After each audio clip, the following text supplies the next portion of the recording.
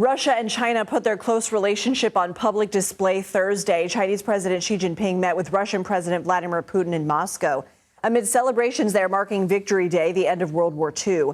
Their meeting came the same day President Trump spoke on the phone with Ukrainian President Volodymyr Zelensky.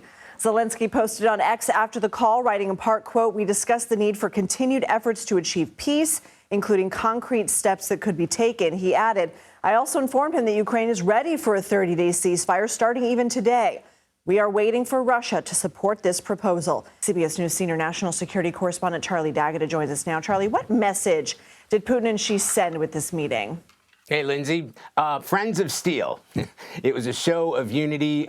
They were both very explicit in a lengthy joint statement that they were united against what they call dual containment of Russia and China, saying they resolutely oppose the hostile approaches to their countries, calling it the headwinds of unilateralism and bullying behavior by powerful forces in the international community. No guessing who that is.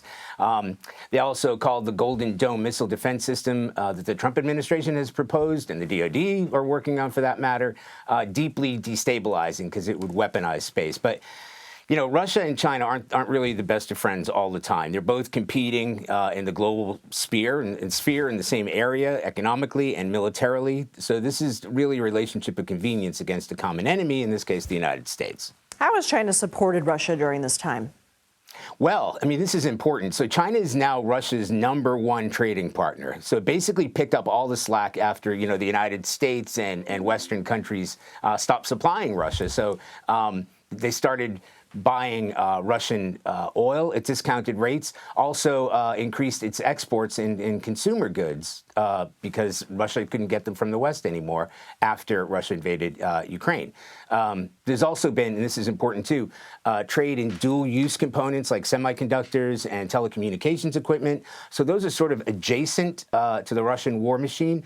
But due to pressure from Washington, China has stopped short of overtly supplying Russia with weaponry and ammunition, at least overtly. But Ukrainian President Volodymyr Zelensky and others have accused China of doing just that. Where do efforts to broker a ceasefire stand?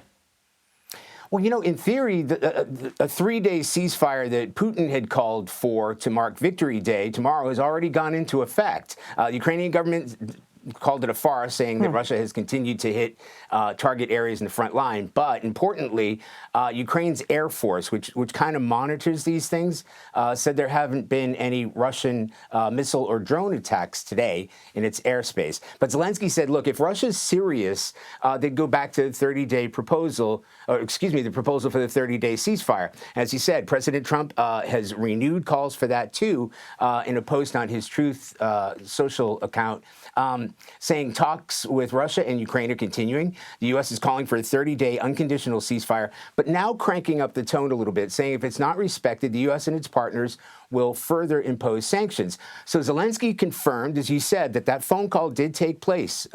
He said Ukraine is ready for a 30-day ceasefire. He said starting today if you want, but they're waiting for Russia to support the proposal. Putin, as we know, has rejected that ceasefire proposal before, but now I guess the question is whether Russia will now reconsider with the threat of further sanctions.